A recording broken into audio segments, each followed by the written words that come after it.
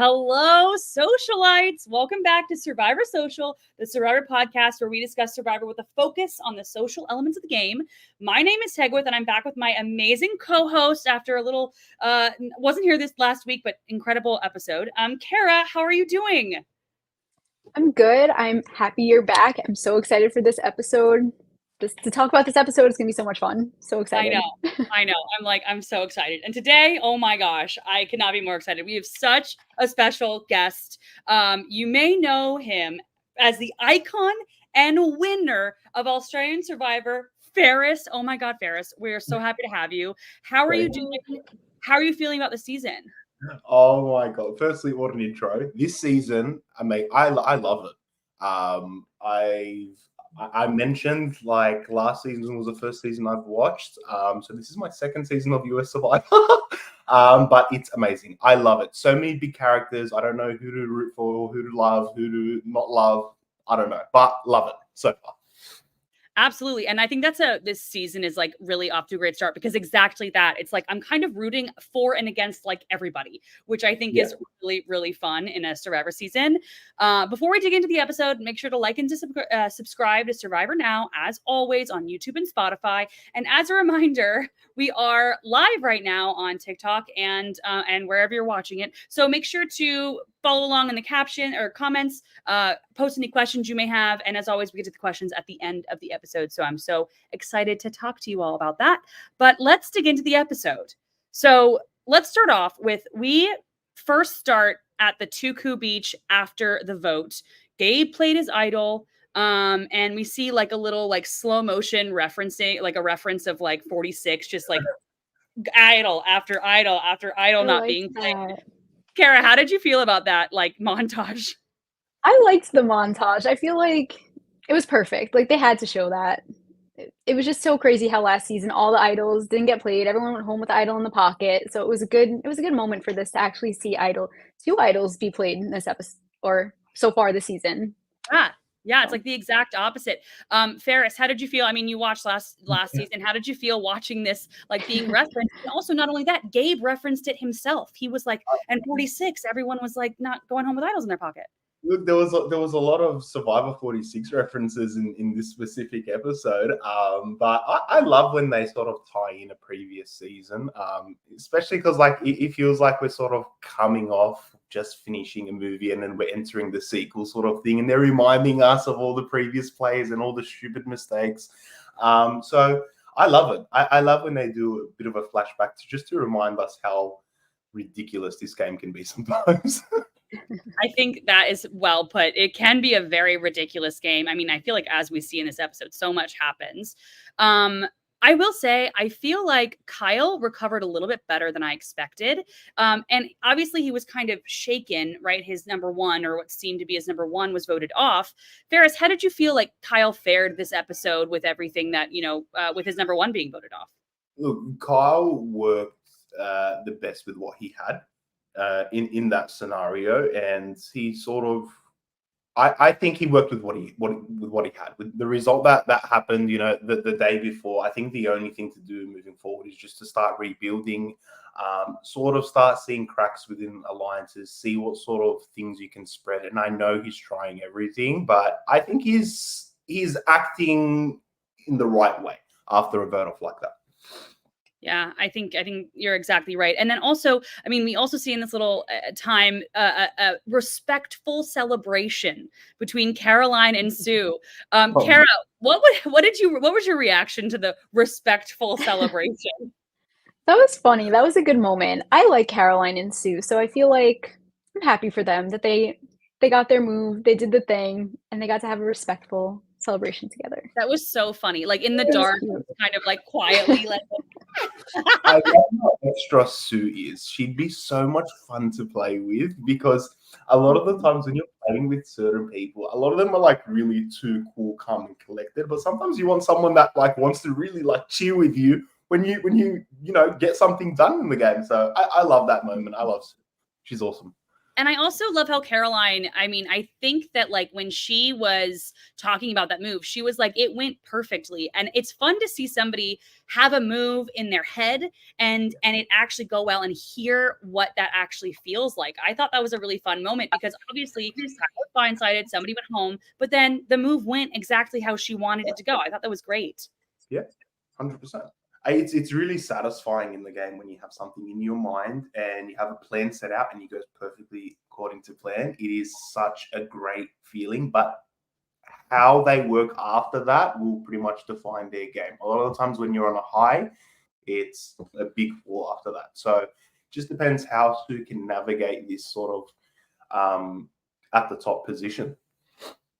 I think that's 100% right. And it's interesting. Obviously, we're skipping a little bit in the episode, but while we're talking about Sue, let's talk about that moment when, Gabe goes to Kyle and say, well, Sue and Caroline, they're really, a tight duo. And so if you get one of them, you're kind of getting both. So why don't we go after Tiana? And Kyle's like, well, Tiana's my number one. And Kyle goes back to Sue and Caroline and basically says, hey, Gabe gonna throw you guys under the bus in this way. And Sue was like, this is a positive tribe. Why are you doing this? We're positive. We're saying positive. We're not talking about the game. And I feel like I was not expecting Sue to take it that way. Ferris, was that moment like stand out to you at all? Was that interesting? How is that a bad thing for Sue's game? Tell me about how you feel about that. I don't think it was necessarily bad. I think she kind of had a point to an extent. Because again, I'm speaking from perspective of being on that beach because I completely get it. Like you wake up in the morning and it's challenge day, and you just want to focus on the challenge and you just want to be positive and work as a team. And also Kyle, I feel like should have read that a bit more. I feel like he should have. Like you wrote her name down, and the next day you're going to her. Although it might be true or not true, he needs to understand what he may look like. It doesn't look the best, regardless if it's true or not. I think that's a really good point. Cara, how did you feel about that? Yeah, I feel like going to Sue with that was a good idea, and what he was doing was smart. I think the way he went about it wasn't the best, but I mean, I feel like Sue knowing that is good because it puts Sue in a good position, knowing that how Gabe feels, knowing that Kyle is here now with nobody, even though like he just voted her, but like I feel like you can maneuver that a little bit. So I feel like it puts Sue in a better spot. Yeah, and also this is the interesting thing about like the new era of Survivor, especially contrasting with Australian Survivor, is it's only 26 days. It's a very, very short and fast game. And I feel like in the past, we've seen people be able to like, not be able to, but they kind of stick with that kind of negative emotion, maybe slightly longer because there's no recovery time. Whereas Ferris, you can definitely attest to this. You worked with people like over and over again with people who voted your name, who voted your number one. When everyone you worked with, Kirby. So it's a very interesting difference between the two shows and how I feel like these emotions kind of stick around a little bit longer. Ferris, did you notice that? Yeah, I think you actually make a really good point there. I think the length of the game makes a huge difference to how rushy people are to, getting in bed with, someone you probably voted out last night. So I kind of, I get where you're coming from. I think it does make a difference. So I sort of see where Carl's getting at in that sense. But yeah, couldn't agree more. It's almost like Kyle is playing a more Australian Survivor game, and Sue's playing a little bit more like a US Survivor game almost. Yeah, Kyle can come at me. Well, let's go over to the Gata tribe, the yellow tribe, the tribe that I was worried was going to be a hot mess, and is to still kind of an extent, but they're getting better. They had a problem with their sleeping arrangements, and that really, I think, we saw a big butting of the heads this episode between Annika and Sam. Cara, how did you feel about this like kind of bickering back and forth moment that we had? Yeah, I mean, I don't think it's good to be doing that, especially when you're on a tribe now of 5 people and you don't know, like the girls could be tight and then they go to tribal and they're like, let's just get Sam out. But also like, I'm curious, like can you just sleep like on the beach, like in the sand? Like, do you have to sleep in the shelter that you build? Ferris, what If only we knew someone. There probably would have been like a safety thing of you can't sleep too close to the sand for like the okay. That makes sense. waves. And also production sort of like they would sort of push you towards the right spot to be like kind of sit here because this is great for camera angles. So That makes sense. I sorry, also guys. think I could be wrong, but I think that this is also the beach that is like a worse beach. I could be very wrong, but I think it's like also not a good. So I don't think they're even like taking naps on the beach because I think that this is like the beach that is like either super steep or super buggy, maybe. But yeah, they hate the bamboo. Yeah. I guess they must have to sleep on that. And I will say, when I don't get enough sleep, I can be a problem, and that's sleeping on a mattress. I think the biggest thing I underestimated was sleep on Survivor. Like I thought, oh, it's fine. Like eventually, I'm gonna not off, but it is a huge factor. So I kind of understood it, but yeah, no, it's a struggle. There's a big difference between sand and bamboo. My favorite fun fact is I'm pretty sure it was Michaela. It was somebody back in the day who usually when people go on Survivor, they'll like, train with weights and they'll, get used to not eating food or something like that. She sleep trained. So she would train, she would like sleep outside, she would sleep like on concrete, she would do all of these things to get used to sleeping in weird like positions or uncomfortable areas or whatever. And I'm like, that's kind of genius. I don't know if it's like a skill you can get good at, but like that's kind of smart. I 1,000% agree with it. Like especially with training, I feel like the first thing to do is like to go hard out training, but really it's those small things. It's like training your sleep, training that little mental block that makes you step off a pole because you're in pain. It's training those little things that you need to work on, not the body. And here's a follow-up question too for both of you. I'll start with you, Cara. Sam was comparing he was like, we've got this fishing gear and we need to get energy in our bodies. Like this sleep is not very important. We need to go for the energy. What would you think is more important? The fishing and getting the fish and eating whatever fish they could catch, or working on maybe having a better sleep situation the next night? I think getting food is more important because I feel like when you get food, then you'll have more energy. Then you can start working on the shelter after that. But I feel like if you're hungry, like, I don't know. I feel like if you're hungry, that's worse. Yeah. Like, I feel like there's no wrong maybe somewhere answer. else. I feel like it's just like a Yeah. preference thing. What would you say to that? Or would you agree? Do you think it's sleep or food? I actually will say sleep because you're going to be hungry. Then tomorrow you're going to be hungry. You're going to be hungry the next day, but you're always going to have a shit sleep if you don't fix it. Yeah.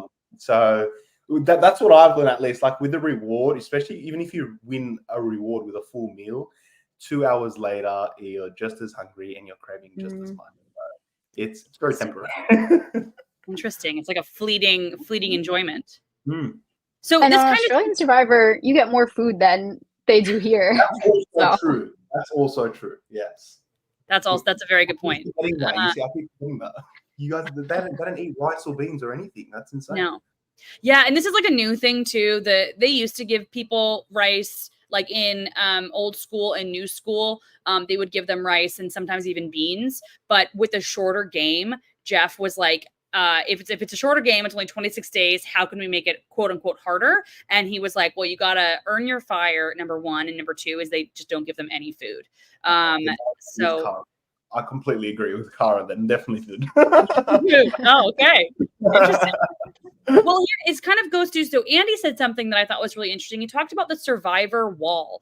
That was like this, everything's going fine. And all of a sudden you're spending 24 hours with these people, you're with them all the time and you just hit that wall and you just can't really deal with them anymore.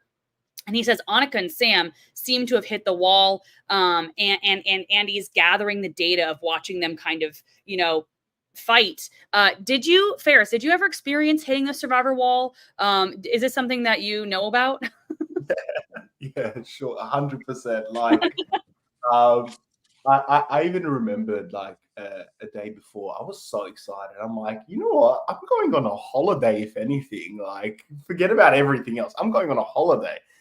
And a week in, I was crying my eyes out, saying, I need to go home immediately. Like, you hit this wall where your emotions are through the roof. Everyone's pissing you off, or everyone's like upsetting you for some reason.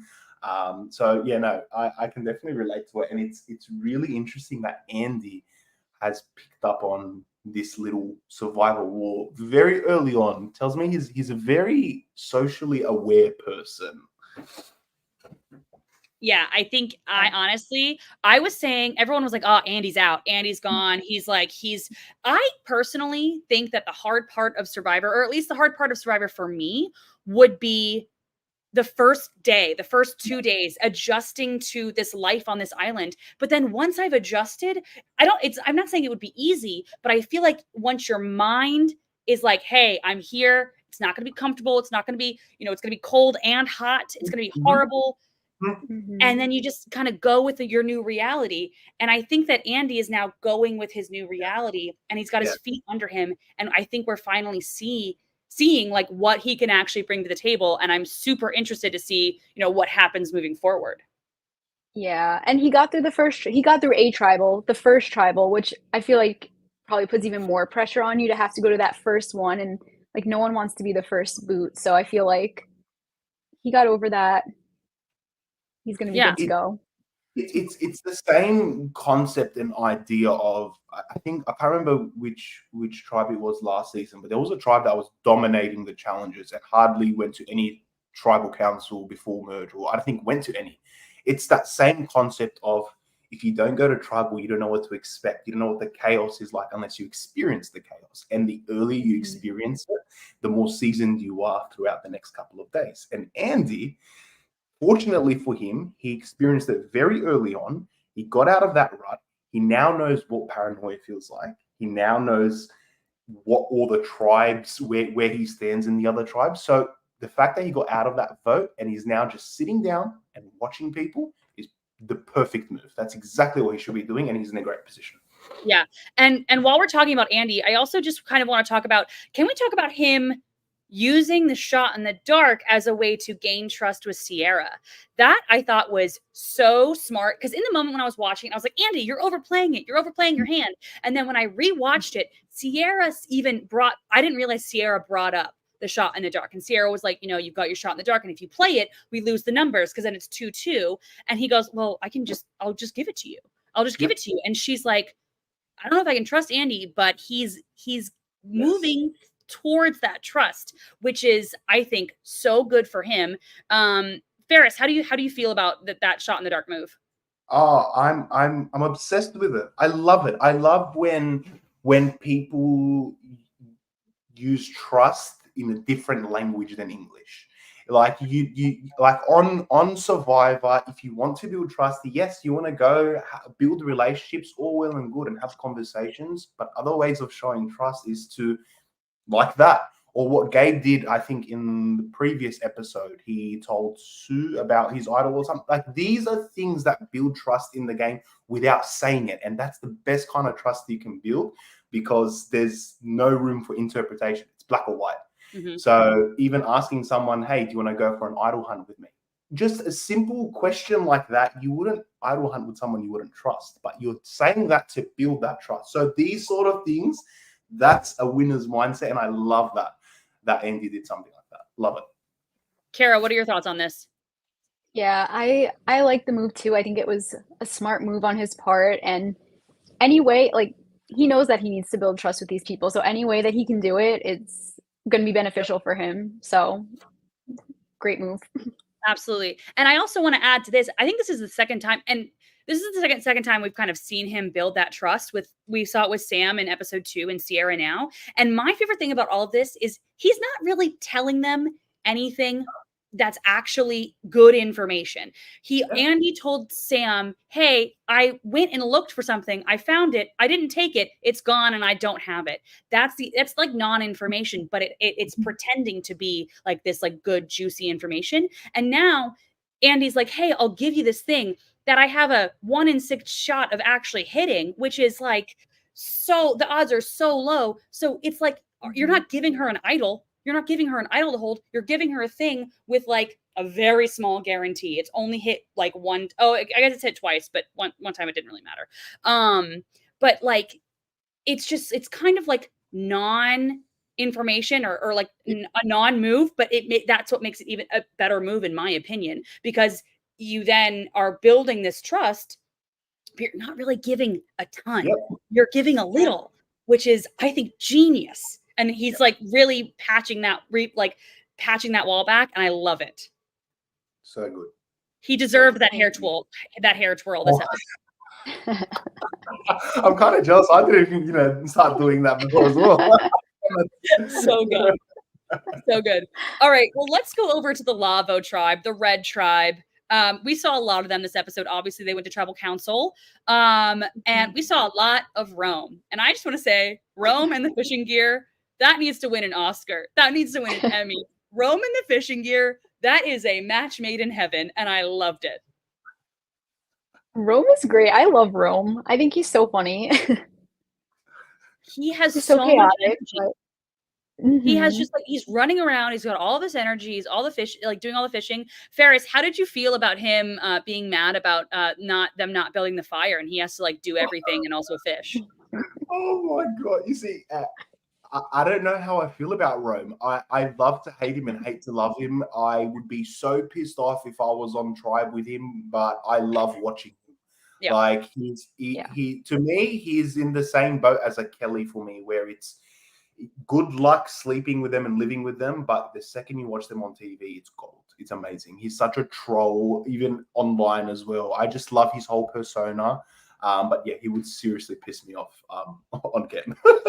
Literally, exactly, like one of those things where it's just like I'm so happy we have him as a viewer, but I feel for the other people on his tribe, and I also love the fact that he feels like he's getting away with all this stuff, and Asia's literally in the water saying, "I bet you he thinks that we're all lazy and we're not doing all of this stuff," and then later in the episode, Saul's like, does he think I'm an idiot? He says he doesn't have a vote. I know he has a vote. Like, it's just so good.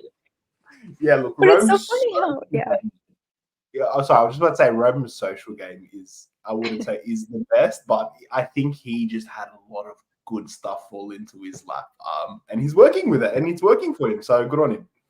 Exactly. Mm-hmm. That's what I was going to say. Like, everything just kind of keeps working for him, though. Like, he finding advantages, finding the idol, like everything's just working out for Rome. Everyone wanting to just follow his lead at the tribal, like everything's going up Rome.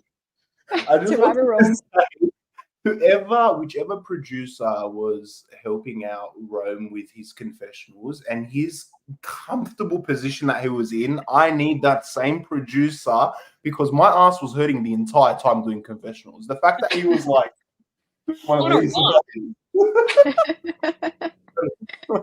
I wish I had a photo, but I saw Ryan, my partner Ryan, he showed me it wasn't a tweet, it was like a Facebook post where it was like, show me the difference between these two photos, and it's Rome leaning up against the like rock, and then Paddington, I think it's Paddington Bear with his like hat.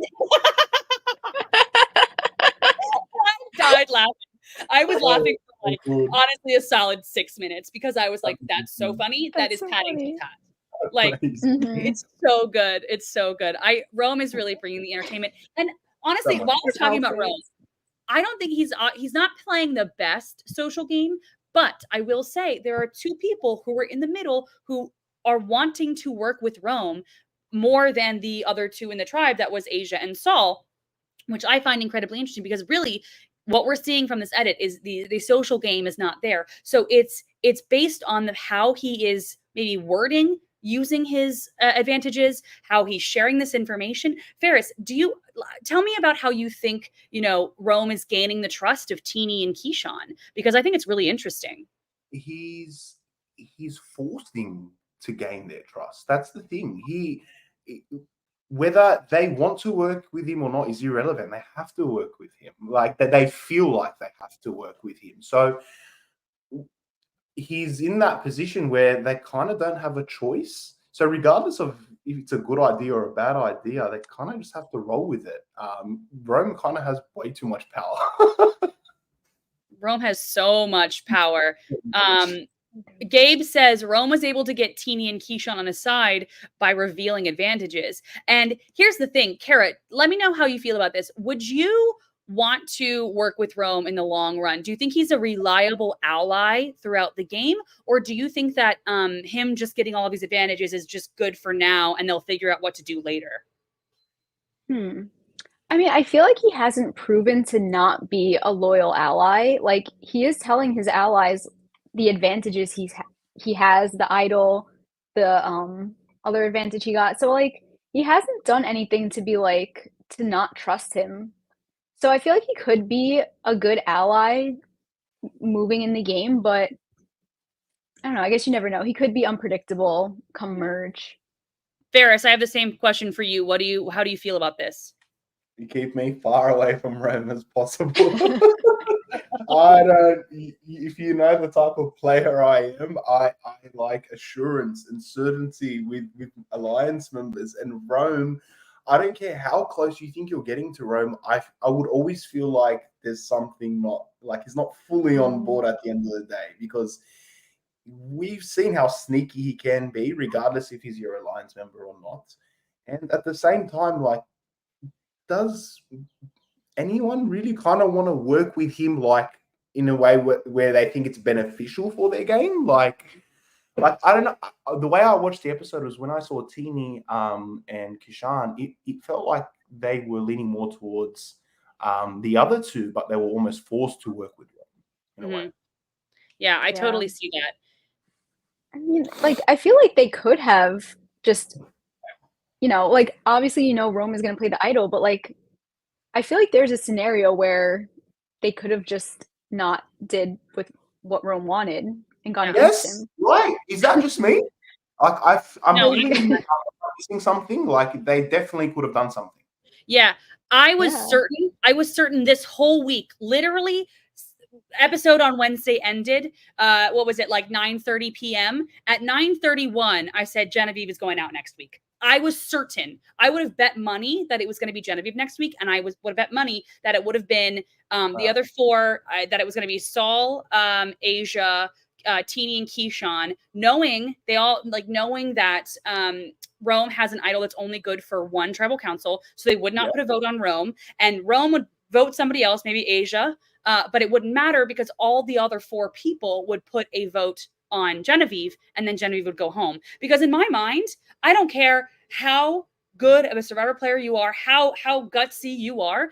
If you have an idol that's only good one tribal council, and this is your first tribal council ever on Survivor, if I would be shocked at somebody not playing it for themselves. Like, that would be so, you must have like the best read, so much confidence in everybody. I feel like there was no way that he was going to actually play it for Genevieve. It was just more of a like, hey, I could do it.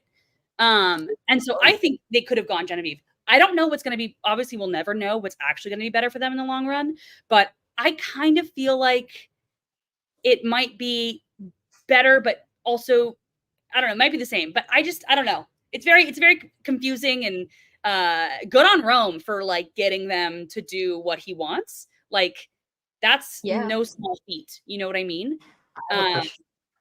Yes, go. Yeah, and this is a question of me coming from a very ignorant place. Why didn't they just do a 2-2-2 split to bring out an idol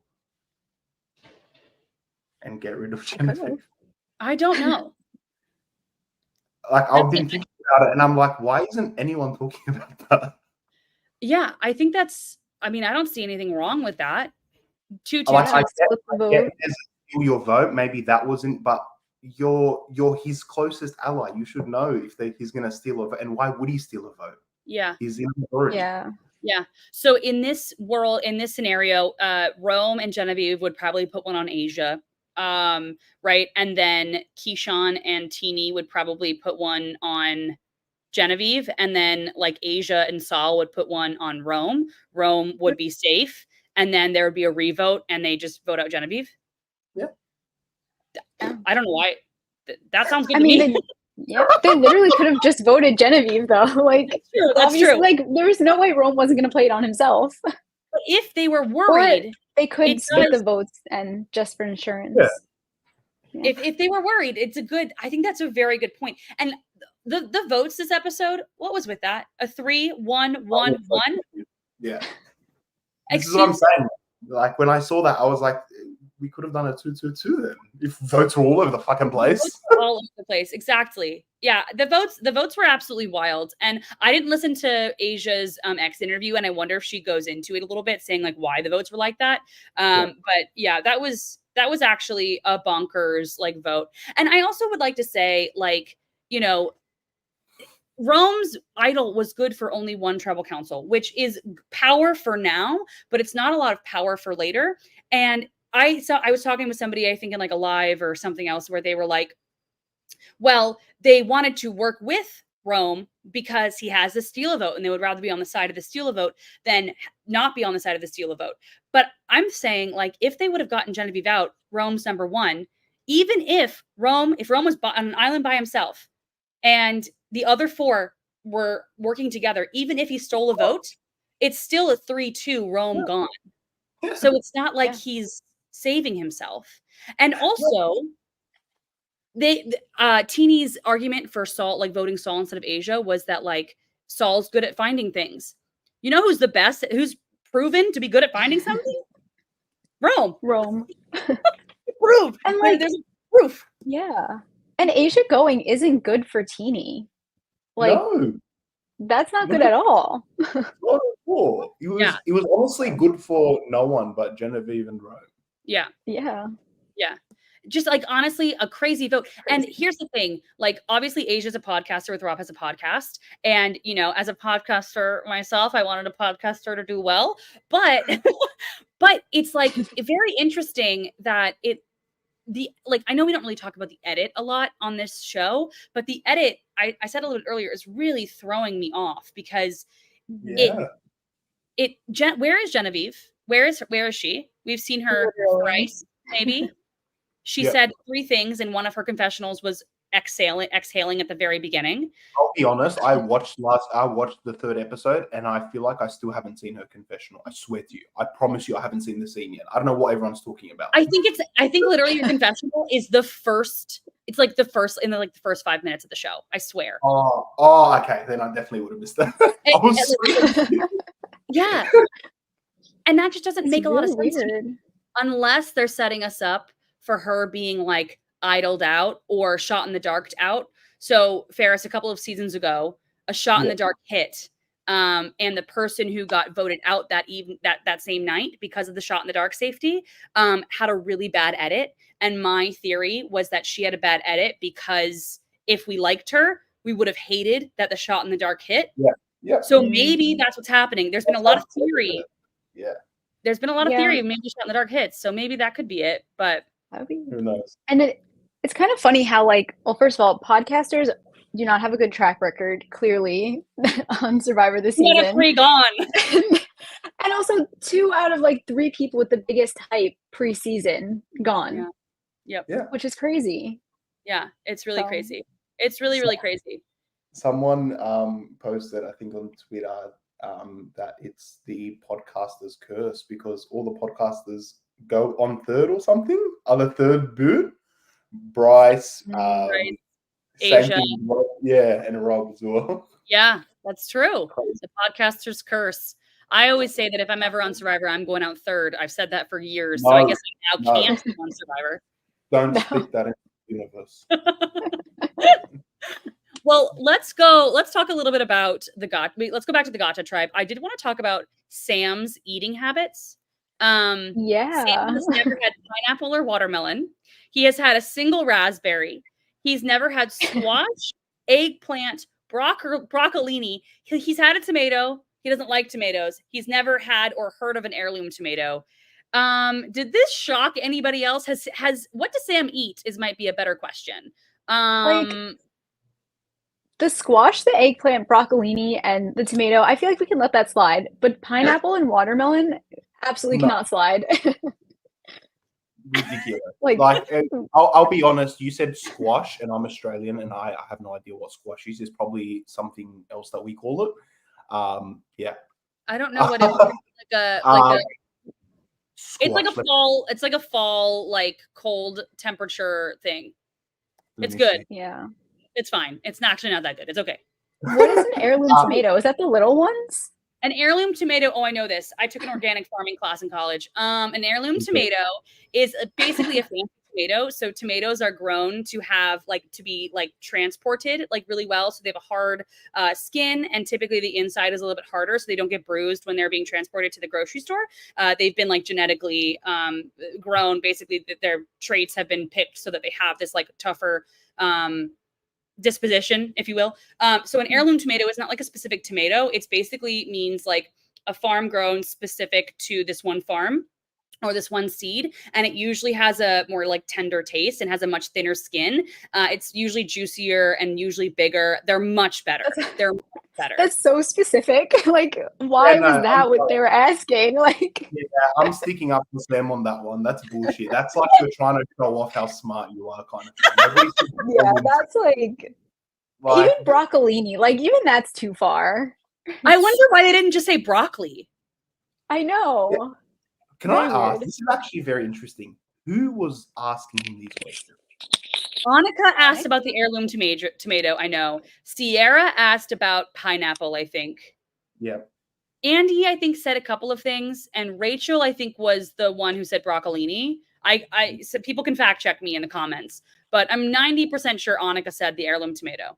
So interesting. Makes sense. Yeah, watermelon. That's ridiculous, though. Like, the watermelon is actually wild. You're an alien.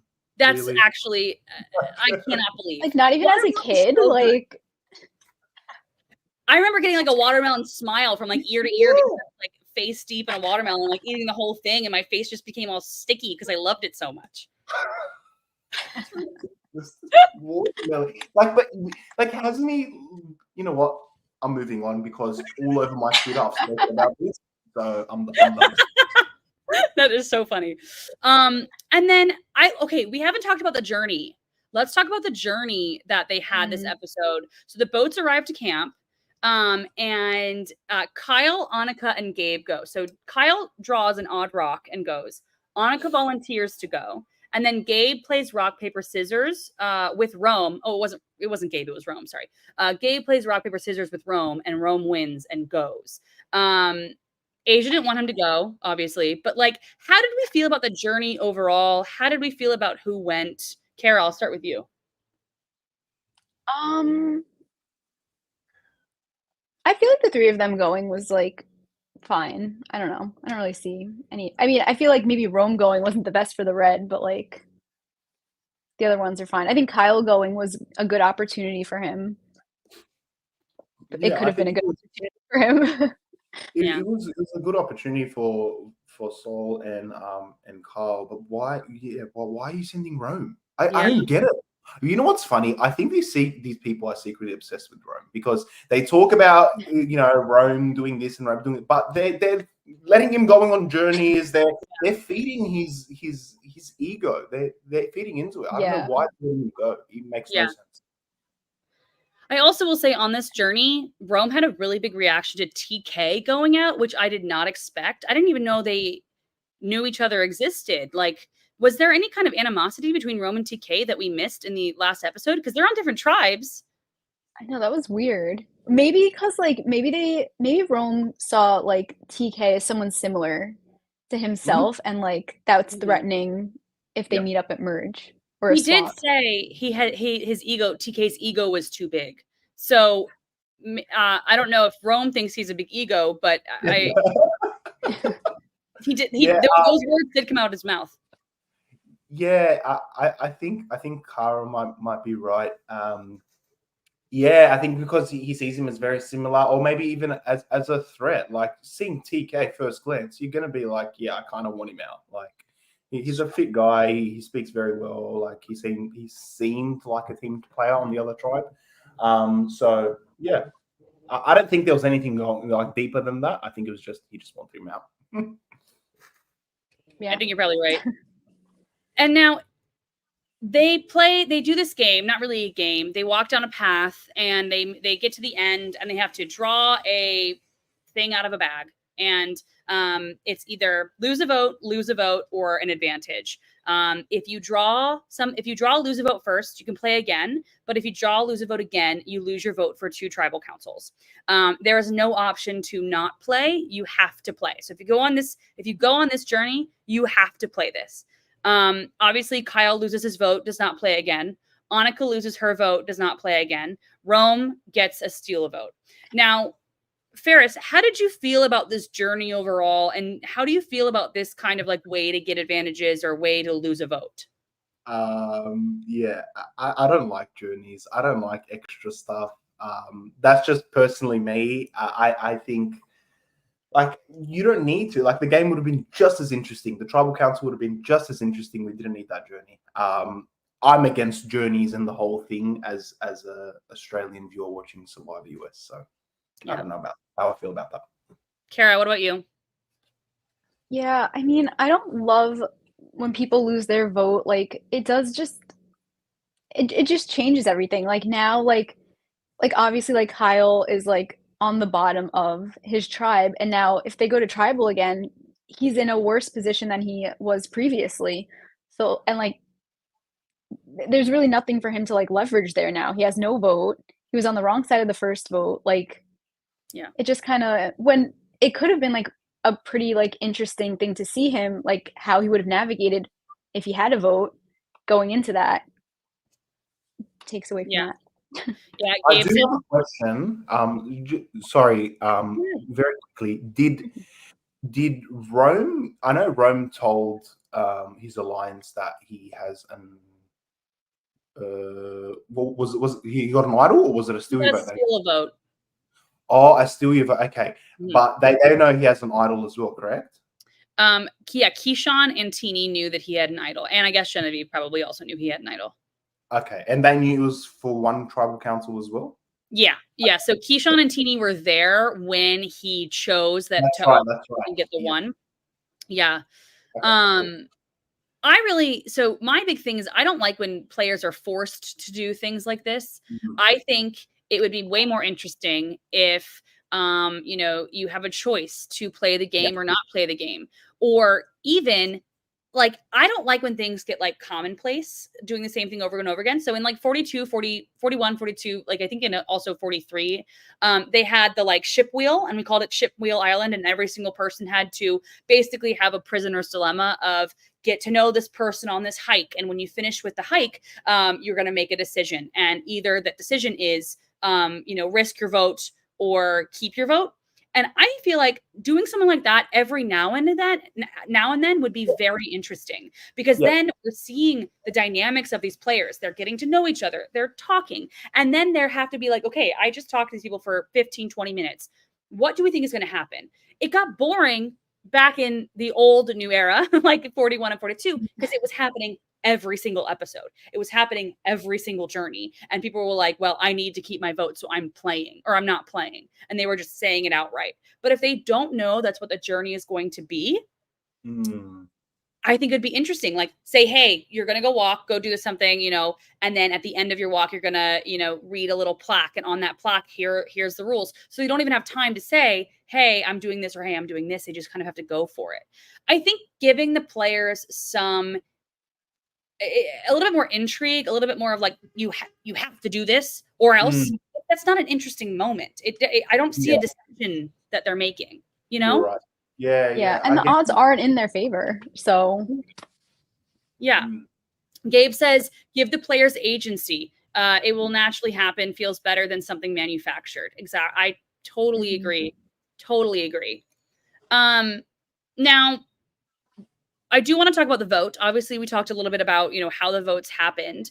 Why don't we talk about Asia and her game and why we think that Asia was the one voted out? I don't know if either of you guys have strong feelings of if she played something wrong, if she did something right, and it just was like not her episode. Cara, do you have any thoughts on this?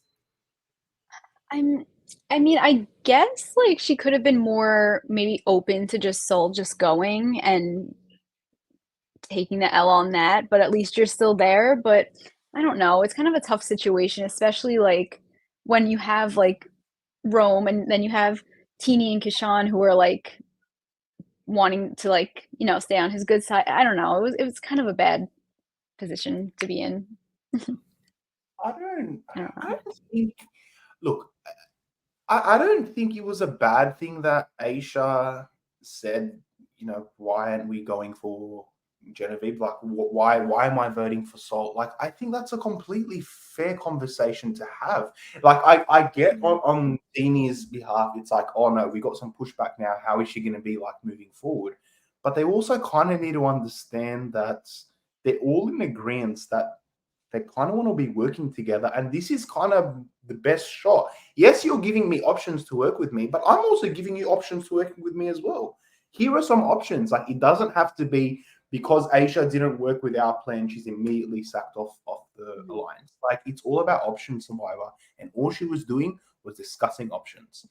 I think she could have done a bit better in terms of being a bit more vocal with some of the other people in the tribe members, or looking like, taking a bit more charge in a way.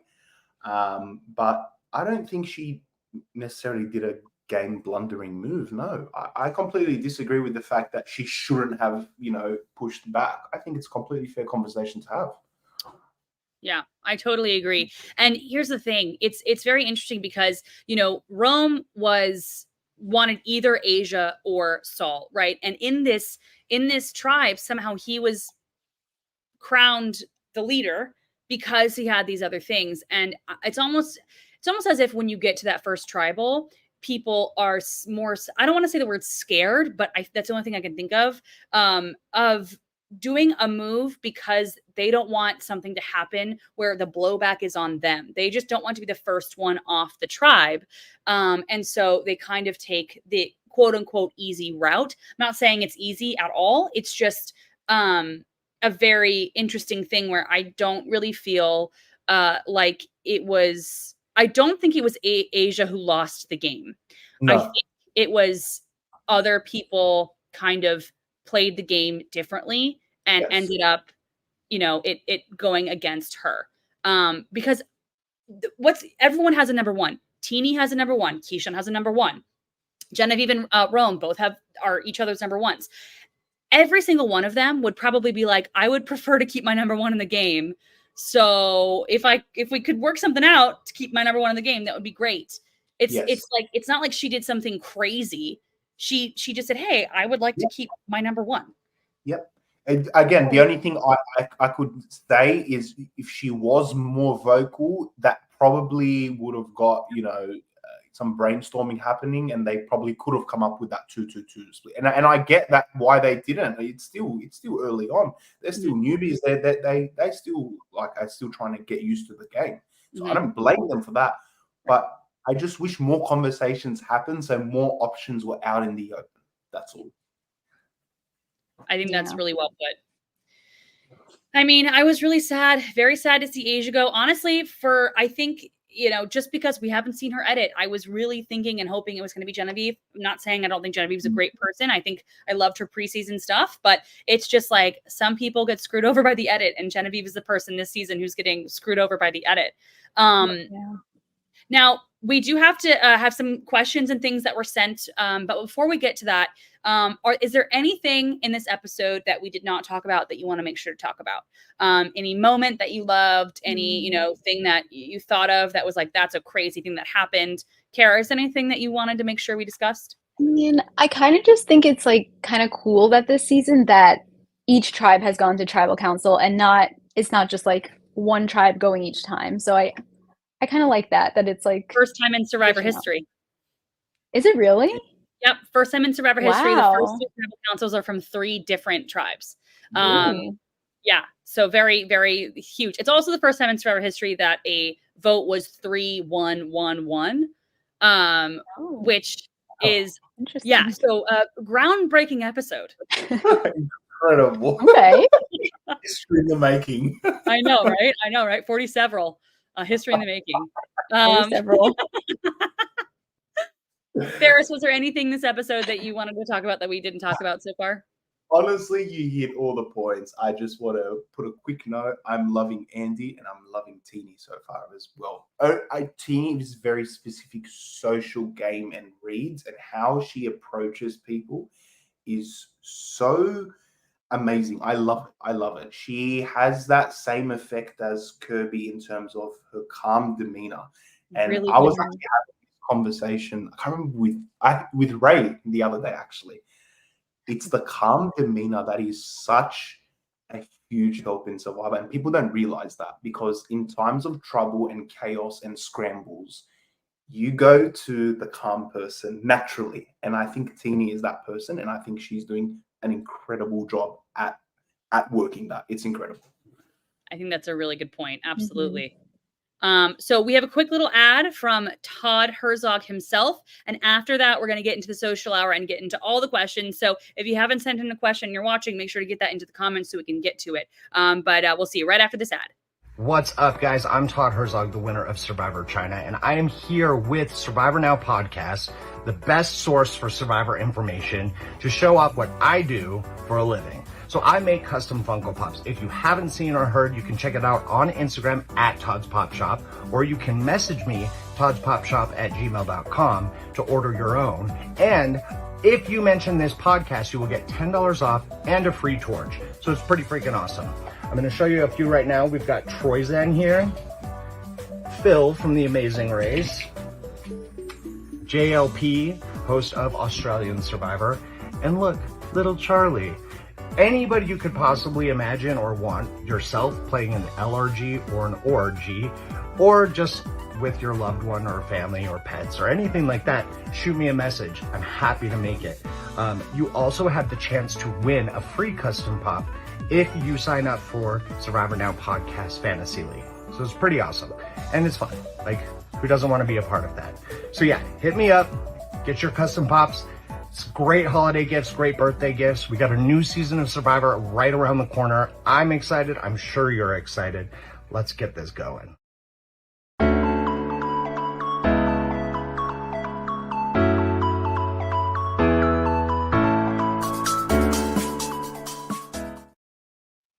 Incredible. Incredible. Love Is the it good? music. Love Todd Herzog.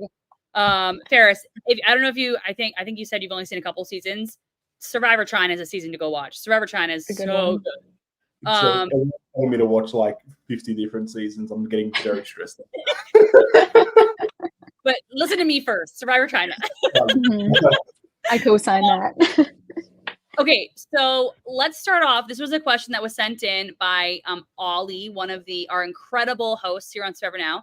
Ollie says, Ferris, since you're a fashionable castaway, whose island fashion game is the best? I feel like that sounded very sarcastic. Really, I'm not fashionable. You're so fashionable. And yeah, he's literally, I think he knows he's asking me a question I probably can't answer. But you know what? Let's just go with, you know what? I'm going to say it. Rome. I like Rome. I love his hat. I love his bucket hat. I love his style. I love everything about Rome. So there you go, Ollie. Rome. Great. I think that's a great answer. Well, I'm going to ask Cara. Cara, who do you think? I was going to say Rome too. I think like just the outfits that he wears, it's like, I don't know. I just find it like so funny. Like, I don't know. Great choices. Like they're so loud, so unexpected. That's so good. I'm going to go off what you guys were saying, and I'm going to say Annika because of her bucket hat too. She has a yellow bucket hat, but she has these like yellow pants that just look very comfortable, and I just like her outfits a lot. I think that she's serving on the island, which I love. Yeah. All right, so we've got this. Colin sent in a good amount of questions, so I'm going to break his up a little bit. But I'll start with this first question from Colin. Colin says, who is your winner pick, and who do you think is the next boot? I'll give you a second to think about it. I've seen these questions earlier, so I'll just start. My winner pick preseason was Teeny. I chose Teeny. I'm sticking with Teeny. I like that winner pick still. And the person who I think is going next episode, I don't listen to me because I would have put money down that it was going to be Genevieve. I'm going to say Rachel. I think Gata is going back to tribal council, and I think it's going to either be Rachel or Annika. But I could really also see it sadly being Andy, because they kind of set Asia up with this big edit, and I feel like we're kind of getting this like redemption arc for Andy, and I feel like they're doing it to throw us off, and it's going to end up being Andy, and it's not going to be a redemption arc. Who wants to go next with who they think is being their winner pick for the next boot? I'll go. My winner pick is Sierra, from preseason. So far, I think she's doing well. Yes. And I also kind of agree that I think Annika, I think Annika will be next boot. I feel like the whole her and Sam thing is just gonna come to a head, and then I can't imagine Andy would flip on Sam, and I don't think Sierra would either. So I feel like the three of them would stay strong. Okay. All right. Ferris, what do you think? Winner pick, I'm actually going Teeny as well. I've been loving Teeny from the start. I think she's playing. I think if anything, it's her personality is so incredible for a game of Survivor. It's just we just need to see if her strategy as well sort of lines up with that. But yeah, she's a strong winner pick for me. I think Kyle might be in trouble. Yeah, I think he might be in trouble. I don't know about Andy. I think Andy's pretty good. I think Andy's in a good position at the moment. There's a lot of stuff going on in that tribe where Andy's sort of stepping back and he's making progress while other people are moving back. So hopefully, for Andy. But yeah, or Kyle. I love Kyle. I hope you're right. I really don't want Andy to be voted out anytime soon. I love Andy. Okay, similar question also from Kyle. We can kind of go around. Who do we think is playing the best socially and the worst socially? I kind of think this is a hard question to answer this early on in the season, because I think that later on we'll see who is playing really bad socially, because people think like, oh, we can just take them to the end and it'll be fine. Like we see it a little bit more overtly. Same thing with like if somebody is playing really well socially, they might be a threat and be voted out. I would argue that Rome is playing the worst socially. I don't think he's playing bad, but I just think he's probably playing the worst, because I really don't think there's a lot of like bad social maneuvering happening so far, to be honest. Yeah. And the best socially overall this season, I mean, it could be a lot of different people. I feel like Sam is a really good social player. I said Sue before. I liking Sue for her social game a little less as the season goes on. Not that she's bad, but I just don't love her as much. But that's kind of who I'm thinking for best and worst. But I don't know. It's a hard question this early on in the season. It is. I think worst. Yeah, I think it might be Rome. I don't think that there's really bad social game player at the moment. Apart from Rome. Look, it's not the best social games, but not the worst. But I actually think Teeny and Andy, and I genuinely think it's those two. I think they have a really and again, a lot of people think social games is just building a relationship with a person. I don't think it's that. I don't think it's just that, at least. I think it's being aware of the personalities around you that aren't speaking to you at that moment, because it could be anything. So it's also watching back at camp, the conversations happening. That, to me, is a great social game building up as well. So points to Andy and Teeny. Okay. Yeah.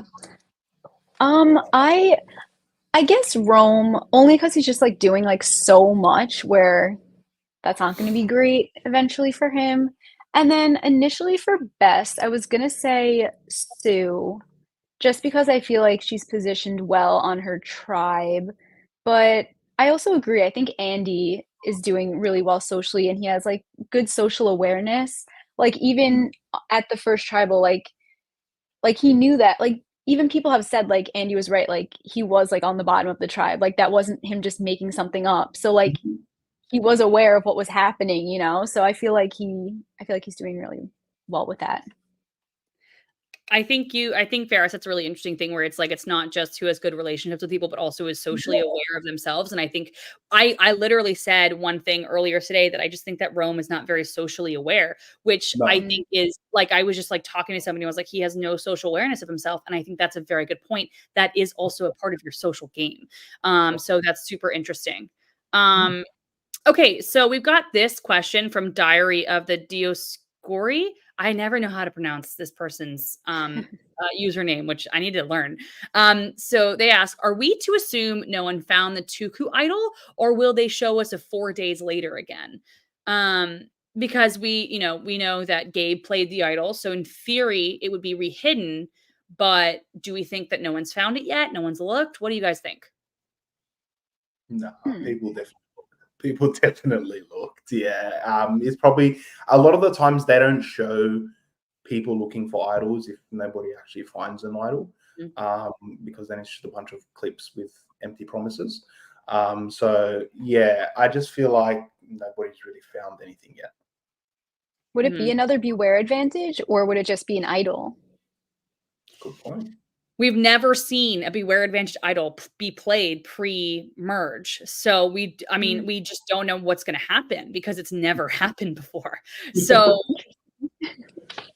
because there is a world in which they don't rehide an idol. I don't think that's really going to happen, but we have no proof to say otherwise. That's very interesting. Okay, we got another question earlier in the show from Ollie again. Question for Social Hour. Are there any Survivor Australian elements that Survivor US could benefit from? I wonder if there's anybody here who might know firsthand. Wonder who.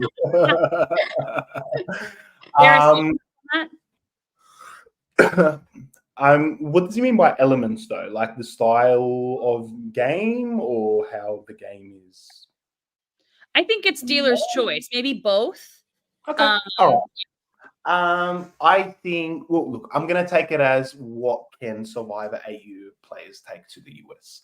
I think Survivor AU can be slightly more chaotic in scrambles. So I feel like we're well seasoned for that stuff. But at the same time, you Americans are bloody savage. Like, you guys are not nice players, I will say. You're not the nicest of players. There's no thanks, guys, enjoy, play hard, great game. None of that stuff. So who knows? I genuinely think I would clash with a lot of the personalities on US Survivor. So not really answering your question. If anything, it's what shit can I take? And that's the shit I can take, Ollie.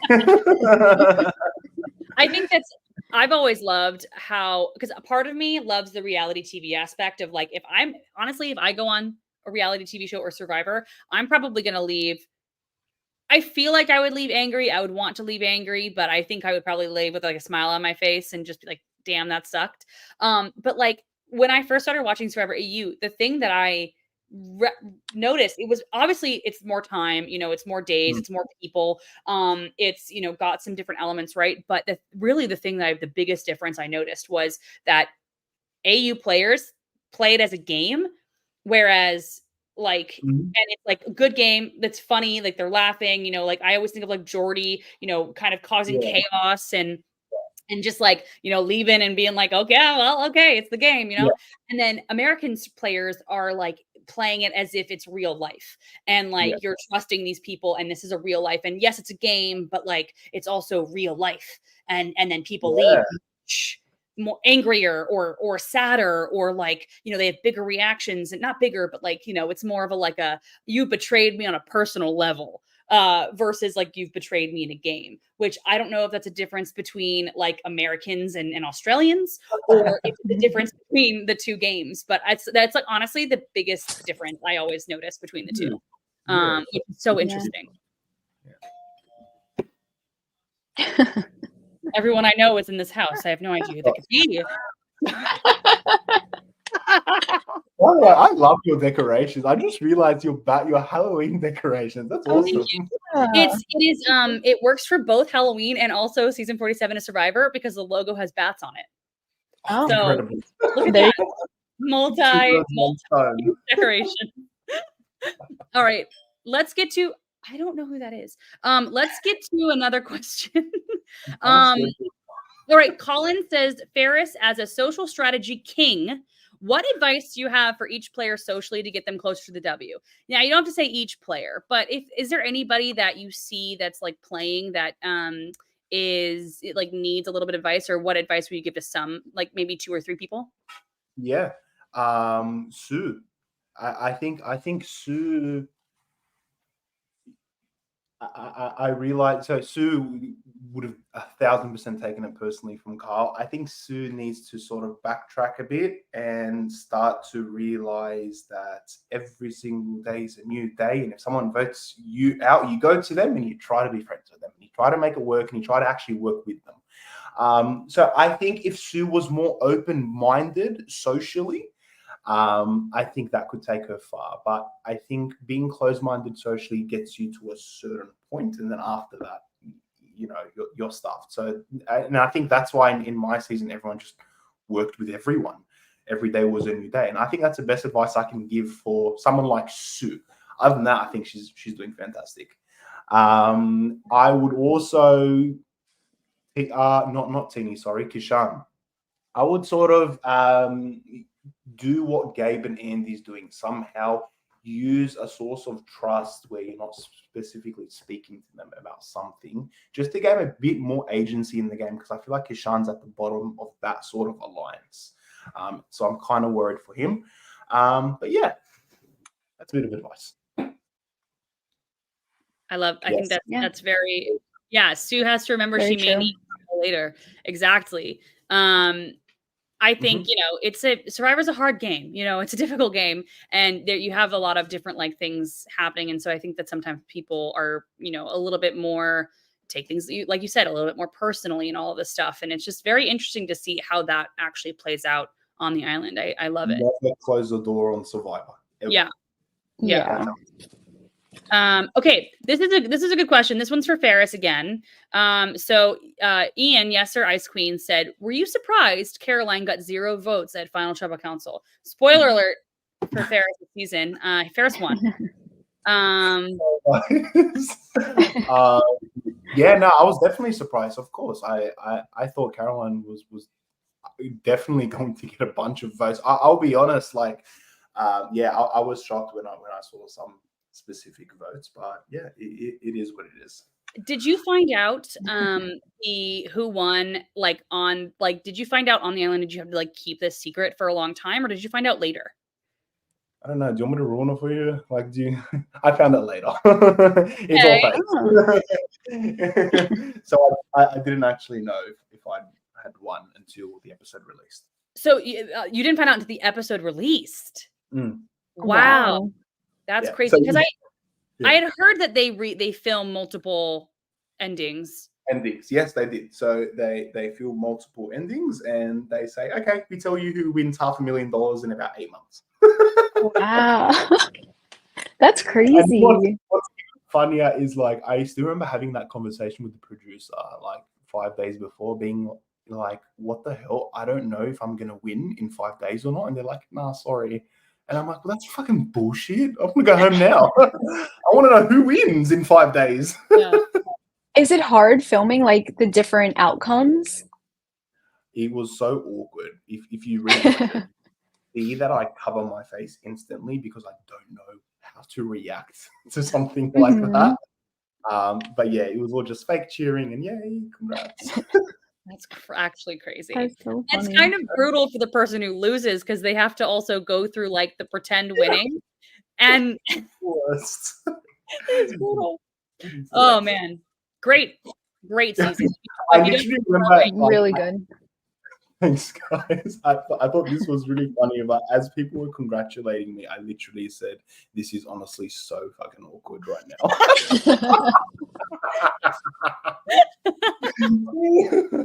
My gosh, it looks believable. I mean, believable.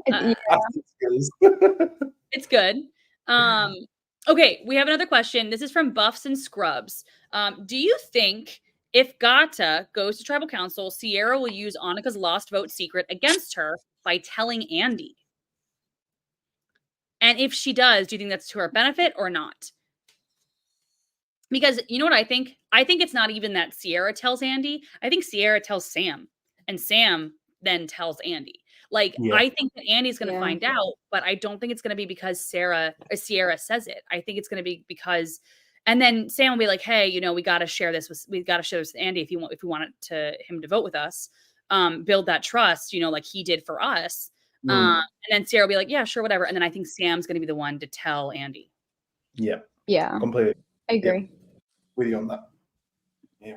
It'll be very interesting. It'll be interesting to see because I do feel like Got's tribal next week. I hope they don't, but I feel like they will.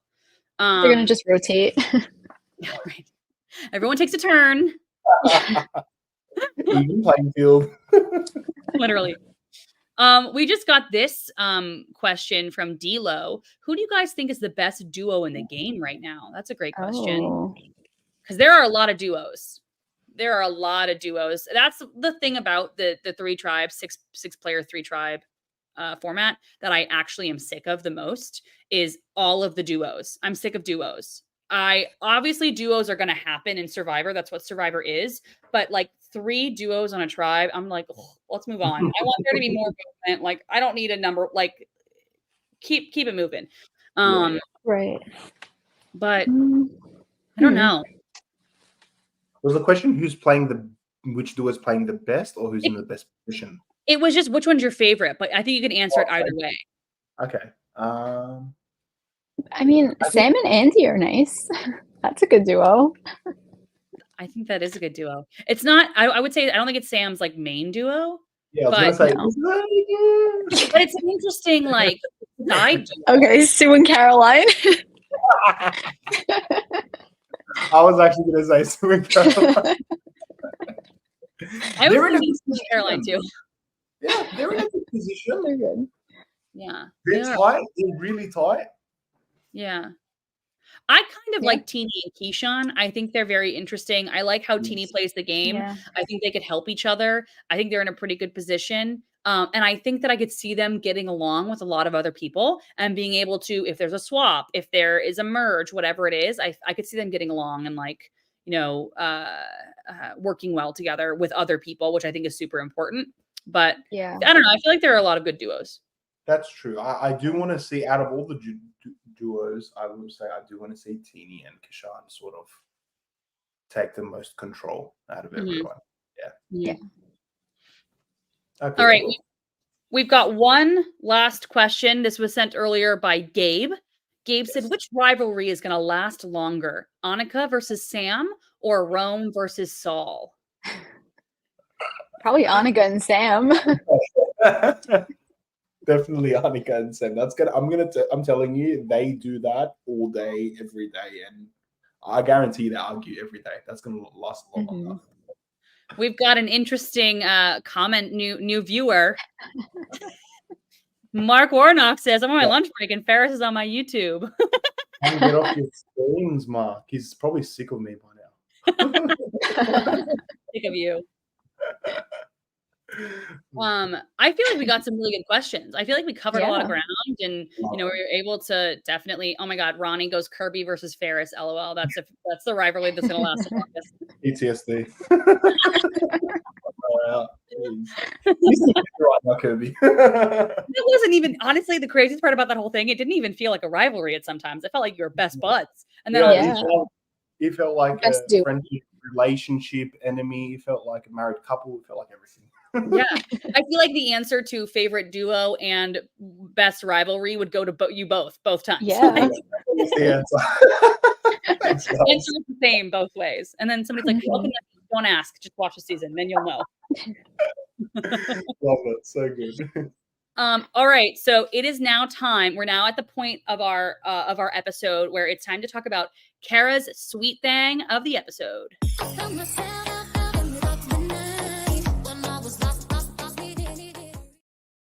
I mean, these beats are so catchy. So catchy. All right, Cara, for the new viewers, why don't you tell people what the sweet thing is? Okay, so I have a podcast that I do with my cousin Kateri, and it's called the Sweet Things Podcast. And at the end of each episode, we give our sweet thing of the week, which is usually like a food, a drink, a sweet treat, anything we want, really. For Survivor, it's a little different. We just pick like anything we liked in the episode. So for me this week, my sweet thing is just Rome's chaotic energy. Just overall, that is my sweet thing. Incredible. It's so good. It's like his chaotic energy is basically the sweetest thing. It's so good. It is. Ferris, do you have a sweet thing of the week, of the I episode? do. Well, look, if anyone knows me, they know that I like to go on a few Twitter rampages, and lately it's been all about Sam and his fruits and his vegetables. So that's probably my sweet thing for this episode. I can't get over it. I don't think I'll ever get over it. I think I need to speak to him. And Yeah. I'll give you guys an update what the hell is going on in his house. And That's a good one. do we have an update of like watermelons? Literally, that's a sweet thing of the week. Watermelon. Like what? Yeah, literally. It's absolutely wild. My sweet thing of the week is Andy's yummy hair twirl he had, where there was fighting going on and Andy was not involved, and he was like, "This is the life. This is everything." That was edible. That was an edible moment. Incredible. So 8 good. 10 out of 10. 8 no notes. I mean, incredible. And then obviously during our awards season, the most important award of the week is got to be the social butterfly.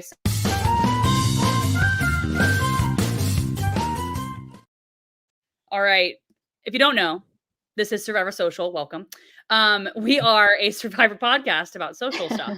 So if you didn't know that, this is what you're watching. And so this is going to be who you think did the best socially this week.